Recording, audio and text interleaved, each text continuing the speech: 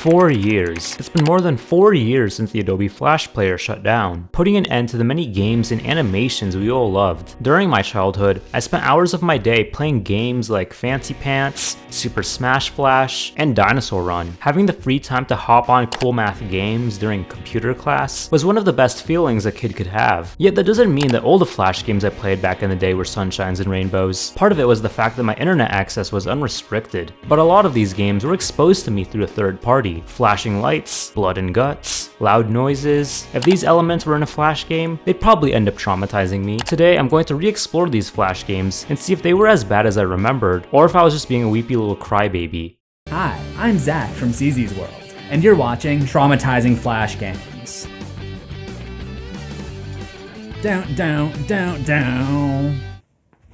The first game I want to talk about is titled Save the Bunny. My memory regarding this game is quite hazy. I actually don't even remember how I discovered this game. Hell, I don't even know if I actually played the game or watched someone else play it, whether it be in person or through a YouTube video. All I remember is this game scaring me, and after playing it through, rightfully so. The website I played this game had a bunch of weird surgery games, which is something I'll explore later. Right when the game starts, a stuffed rabbit chokes on a mouse cursor, which just jump scares you right as he passes out. First things first, we have to give this rabbit, who's named Fred, some shock treatment. Once we do that, he jumps, but to no avail. So then we have to do it again, which does work. Now we have to shave his stomach, to which we see his belly button and a mom tattoo. We use the scalpel to cut open his stomach, and then we use some tweezers to move his guts around. Once we do that, we find the mouse cursor inside of him, which we have to remove. We then give him a pill labeled 10mg. The game ends with him ascending to the skies, with the message 10mg enlightens. Apparently there's a bad ending where the rabbit dies if you don't finish the surgery in time. Yikes. That concept alone could stress any kid out. I fully understand why this game freaked me out as a kid, because it still freaks me out now. The lack of music, alongside the loud sound effects and the medical ambience, it's just so eerie. Everything being so dark just gives off that silent horror movie vibe. Call me faint, but the guts really grossed me out as a kid. If you've ever seen the video Teddy Gets an Operation, this game is actually pretty similar to that. There is an About Me section to this game that gives us the contact information for the developers and the company they worked for. I was able to find the LinkedIn pages for the developers. So this game was made by 10mg, an Amsterdam-based company founded by Demi Onink and Mark Selberst in 2006. The company eventually shut down in 2009, though since then, both men have worked various different software-based jobs. Our reply on a Reddit post regarding this game had a link to their blog site. 10mg is a web design agency that I co-founded with Demi Onink. We did not want your everyday portfolio website. Instead, we wanted to create a showcase that demonstrates the potential of our combined skills. This resulted in a seamless integration of design and technology. Fred the rabbit. He almost dies and you have to bring him back to life with surgery. Results: Fred won the FWA Site of the Day award and had a viral effect since. Over 300,000 people used the Send Friend functionality, and at its peak was mentioned in over 3,000 blogs, according to Technorati. Very successful in terms of getting attention of agencies worldwide who were interested in working with us. Learning that this game was a demo had me very impressed. For something of its time, it definitely stood out, and whether or not the intention was to scare an audience, it for sure worked on young me. Hi, I'm Rookie from YouTube, and you're watching Traumatizing Flash Games.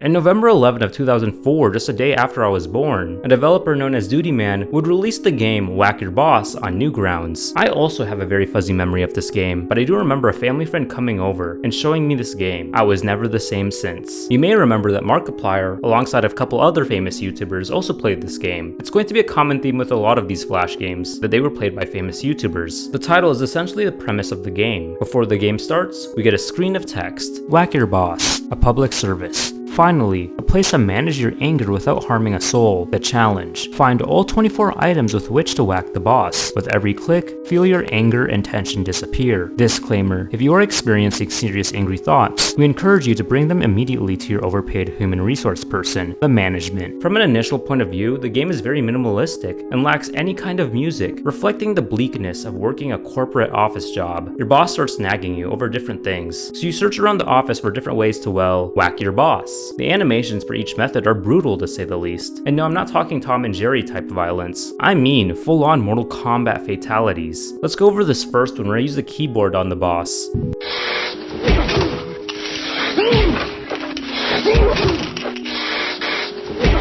Yeah, it's pretty insane stuff. The vibrant blood really sticks out among the monochrome aesthetic. There are over 24 ways to kill the boss, and they all differ in length, brutality, and cinematics. After each kill, the employee is either listening to a Buddhist podcast or playing Pac-Man. To restart and find the next method, you have to call in a mysterious cleaning guy. Honestly, some of the kills do drag on for a lot longer than they should, but I was able to get all 24 kills in about 10 minutes. Let's go over a couple of other methods. There's one where you push the boss off a building. There's this clock one. And then there's this really brutal one with scissors.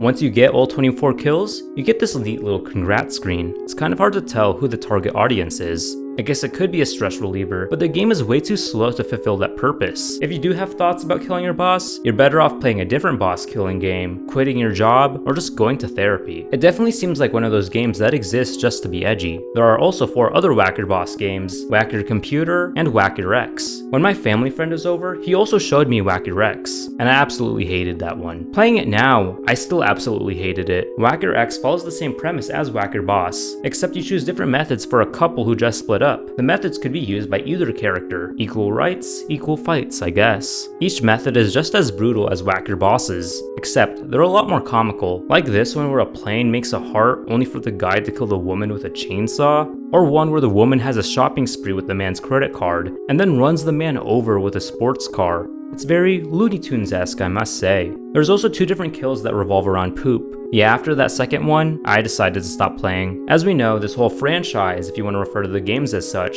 was made by a man named Duty Man, but his real name is Tom Winkler. We could learn more about him and his work through his blog site, duty.com, but also through his various social media pages. His animations tend to revolve around human waste. He's made a mobile game that's just a fart soundboard. His literal meme coin is even called Fart Coin. Either this man hasn't grown out of toilet humor, or he has the most obvious scat fetish known to mankind. Yeah, I think I've seen enough. Hey, what's up? It's me, your favorite shitty internet roommate, and you're watching Traumatizing Flash Games.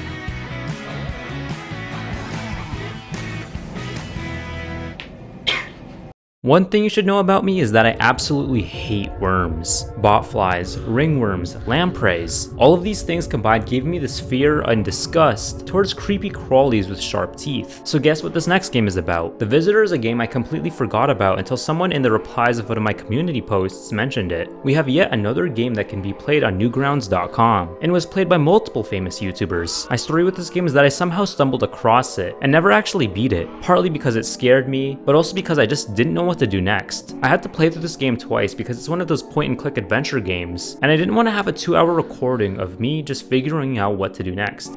The game starts with an asteroid dropping into a lake, where you then have to click on a branch to create a platform. From there, you click on a frog to eat it, and also try summoning a bunch of bees to move the bird away from the stump. After that, you figure out a way to use that fishing rod as a catapult to proceed to the next level. In the next stage, you get to a window, and you have to try to get to the other side. Unfortunately, there's a cat in the way. This is clearly going in a sad direction. In order to distract the cat, you have to make use of the apple core and the spider webs. Once you get to the other side, you then bring down a tree branch which distracts the cat once again, and through that, you get inside a ventilation system. After doing that, you get inside the cat's stinker and, well, kill it. Our next stage has us in the kitchen, and our goal is to climb inside the vents. In order to do that, we have to find a way to distract the lady washing dishes. This involves the blender, overflowing the sink, opening the drawer, and picking up the knife. All of that combined led her to slip and impale herself through the forehead. Even in my second playthrough, I was stuck on this part for a minute. We climb the vent once again and try to sneak around this bedroom by killing both the fish and the bird. Once you gain the ability to fly, you kill the boy on the top bunk, and dear god, what is that? So it appears the alien is now a chimera of all the previous animals we killed. Hunter anyone? We then kill the other boy and enter the bathroom, where we kill another man and jump out the window. Finally, the game ends. As I said before, I never actually beat this game as a kid, so seeing how short it was a shock to me. So it does a great job of being a horror game where you play as the villain. When it comes to gory flash games, it's usually done for the sake of edge, yet here it plays a crucial role to the vibes and gameplay. The game is very unpredictable. We first start off as an asteroid crashing onto Earth, and then we follow this alien just evolve in so many different ways.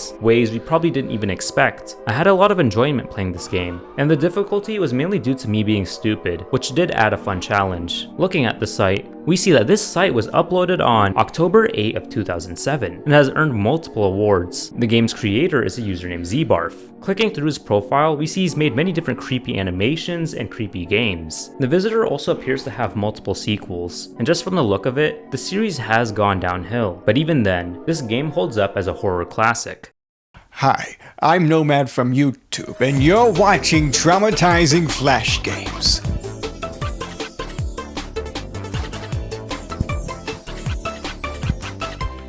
How could anyone forget about Happy Wheels? This was the Let's Play game of the mid-2010s. YouTubers such as PewDiePie and Tobuscus made it such a massive part of their whole brand. Happy Wheels can be played on the website totaljerkface.com, though demos of the game could be played on other websites. The game revolved around many different user-generated levels, and had you play as multiple different characters, all of varying sizes and vehicles. We have Wheelchair Guy, Segway Guy, Irresponsible Dad, Effective Shopper, Moped Couple, Lawnmower Man, Explorer Guy, Santa Claus, Pogo Stick Man, Irresponsible Mom, and Helicopter Guy. Segway Guy remains to be my favorite to use. What made the game so special were the ragdoll physics and the cartoony gore. A character could just fall 5 feet and now they're a puddle of blood. Now I discovered Happy Wheels in elementary school, but I didn't really play it until years later in middle school. Of course, the gore was scaring me, but also, the YouTubers who played it cursed a lot, and me being the good Christian boy I was, I thought I'd go to hell for watching these gameplay videos. Hell, even the menu screen scared me a little bit. The angry looking homeless man and the shredding guitar, it was just so intimidating. Once I got to middle school, I became a Let's Play YouTuber with the bandycam.com and everything. I decided to give in and play Happy Wheels for myself. Man, was I missing out. I recorded multiple different awesome gameplays of Happy Wheels, and it still remains to be one of my favorite Flash games. Fast forward to today, where I decide to replay the game for the sake of this video, and well, I'm not as good as I used to be. The first game I decided to try out was called The Combine, where you have to run from a combine. I didn't survive a single time. I also tried out this game which revolved around traveling back in time to the prehistoric era, and I must say, the design is very good for a Happy Wheels level. You ride around until you find another man who's been trapped in this time period, only for him to be eaten by a dinosaur. Oh yeah, my character's leg just snapped instantly for some reason. Eventually, I came face to face with a Spinosaurus guarding its eggs, and well,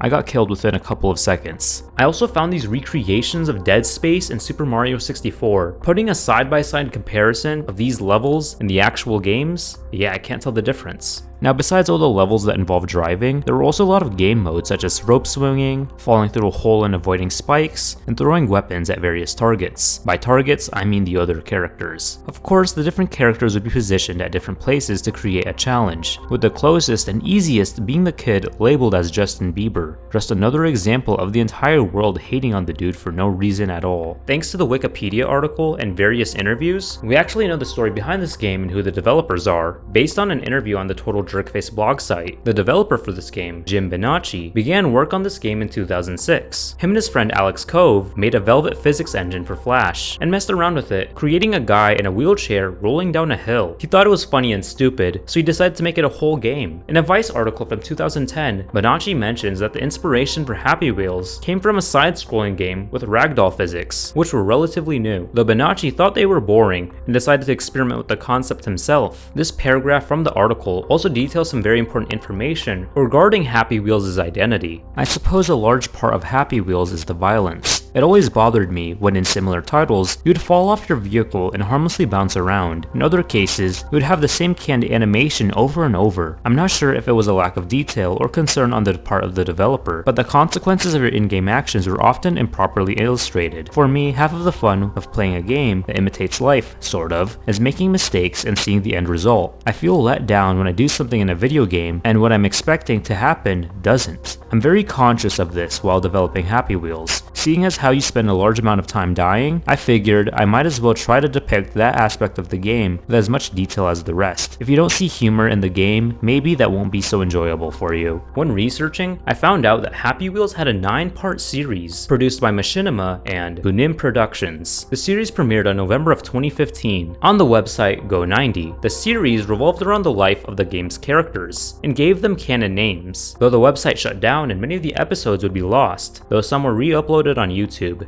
Just looking up the series on YouTube, it doesn't seem to be well received. The game eventually had some mobile ports, and when it came for Flash to shut down, they found a workaround to keep the game up. It's funny, I judged the game for its content and the YouTubers who played it, just for me to play it myself and absolutely love the game. I think Happy Wheels is probably the most enjoyable game on this list, and is probably one of the greatest Flash games of all time. Now, there were graphic games like Alien Hominid and Burrito Bison I enjoyed, but I wasn't as disturbed by those games in compared to the ones I just showed you. According to multiple articles, desensitization to graphic media could lead to an exhibition of violent tendencies. Now, I know the developers didn't intend to aim their games towards children, but there should still be warnings on the site or on the games themselves. These games are a lot more accessible in comparison to a console game where a parent has to look at the ratings before buying. That's why it's a parent's responsibility to monitor what their kids are doing to ensure safety.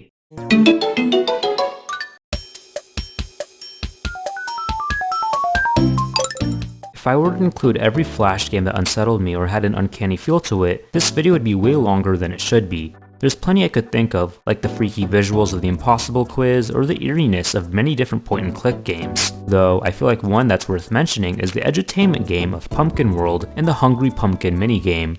Hungry Pumpkin was a Flash game that was located on the website 2008.pumpkin.com, though the site eventually shut down and the game was archived. The games involve these uncanny looking human pumpkin fusions, and various mini-games that teach children different concepts, including clothing, numbers, and colors. For the Hungry Pumpkin game, that one focused on different food items. I'm very hungry. Give me the noodles. We have to give the pumpkin the various food items. We get a closer look of his face, which just makes me so uncomfortable. The way he eats the food you give him is so unnatural. He just eats entire glasses and smacks his lips. When you give him the wrong food, he's just so aggressive with the way he rejects it. The way I was exposed to this game were through the various parodies of it. Many of these parodies were cheaply made, adding to their already uncanny nature. There were also various violent animations of the pumpkins causing mayhem. I watched like 2 or 3 of these videos before I moved on and vowed to never watch another Hungry Pumpkin video again. But these real life parodies are pretty funny to watch. Even as an edutainment game, it doesn't do its job very well. I think this comment summarizes it perfectly. I feel like this is a game to teach children to follow simple directions, but it clearly doesn't teach them etiquette.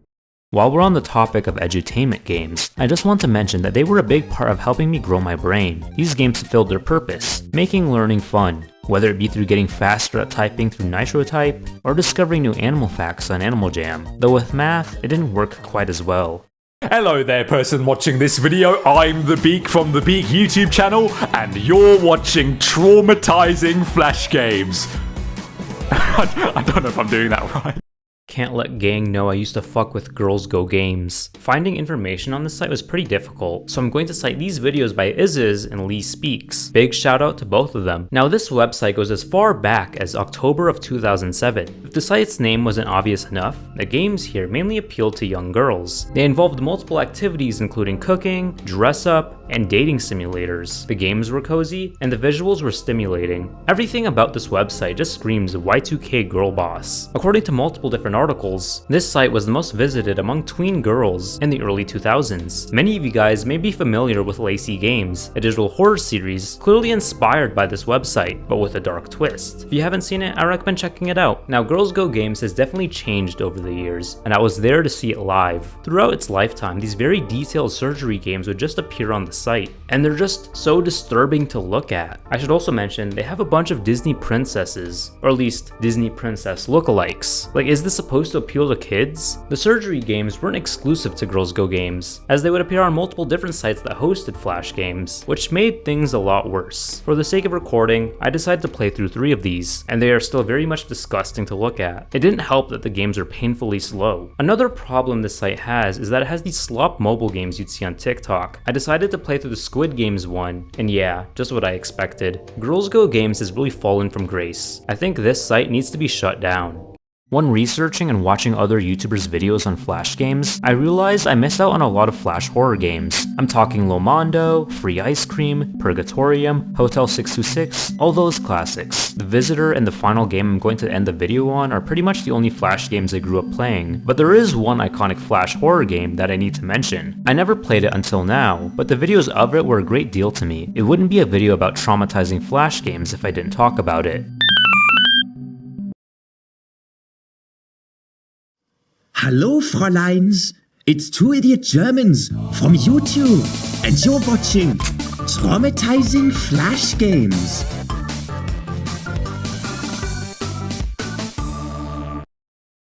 Screamers, probably one of the most important parts of internet horror history. Considering we're talking about flash games, I'm obviously going to talk about the scary maze. Going back on what I said earlier, I never actually played this game back in the day. My dad always loved scaring me with various screamers. Videos of this game included the way I reacted. I either cried, ran upstairs, or just covered my eyes. Now for the game itself. The whole point of the game is to, well, guide yourself through the maze, while also avoiding the walls. The first level is relatively easy. The second is a bit longer, but doable. Now the third level is where it gets difficult. The area is thick until the last few segments, where the area gets really skinny. With it being impossible to pass through, the screamer appears. I was honestly pretty petrified during my playthrough, even though I knew what to expect. The anticipation of the screamer really trembled within me as I was playing. At the end, the screamer still caught me off guard. With a game as simple as this, the horror is extremely effective. There would be rumors of a fourth level, with videos to support that rumor, but those were all hoaxes. Thanks to the Screamer Wiki, we have some information regarding this iconic game. The game was originally released in October of 2004 by Jeremy Winterrod. The game would be sent through various emails, but eventually, the game would be released on Winterrod's website in 2005. The face in the game is actually Regan McNeil from The Exorcist, and the scream sound effect is from Shareware Breakthrough Soundworks, labeled as Shriek.wav, an iconic part of internet history. And out of everything I mentioned, this game probably traumatized the most children. Hi, I'm Pixelpug from YouTube, and you're watching Traumatizing Flash Games.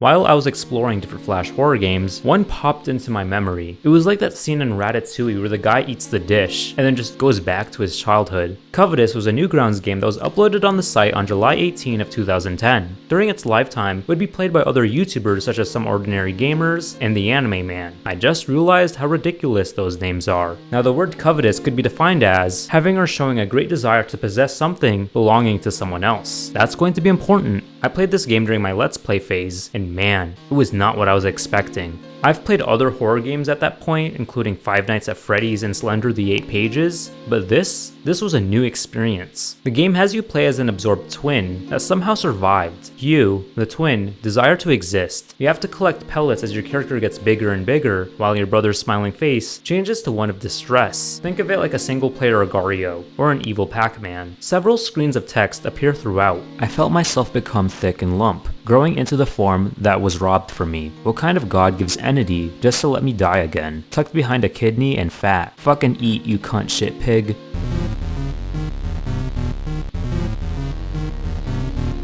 I never desired wealth or status, just existence. Eventually, the twin grows to a considerable size where the lights begin to flash, and you then have to use the arrow keys to escape. Once your brother's health goes down, the parasitic twin escapes, and the screen says, "Oh existence, let me be known," before the screen turns red and the game ends. Though there is another ending where you don't use the arrow keys. The background turns gray and the twin withers away, leaving one final message. In the end, I couldn't do it. I couldn't put myself to steal from another what was once stolen from me. Looking at this game now, it really isn't that scary. The premise of a parasitic twin that tries to kill its brother to survive, while unique and interesting, just wasn't executed that well. The combination of swears and flashing lights just came off as straight edge. On a Reddit post about the game, the top reply says the following: "My brother made this game years ago on Newgrounds under the alias Tripping Metal. He changed to his real name over time. He's home for the holidays, so when I showed him this thread he got upset. I think he wants all this to die out, like his Newgrounds days from when he was younger and sorting things out. The game is about an internal twin swallowed in the womb that somehow survived. He slowly eats away at his brother so he can keep living. At the end, you can choose to kill him to exist or die and let your brother live on. I'm younger than my brother by a year. We look a lot alike, so this game always made me uneasy. I know he meant nothing by it. He just thought of a creepy idea for a game and made it." I'm Raymundo2112 from YouTube, and you're watching Traumatizing Flash Games.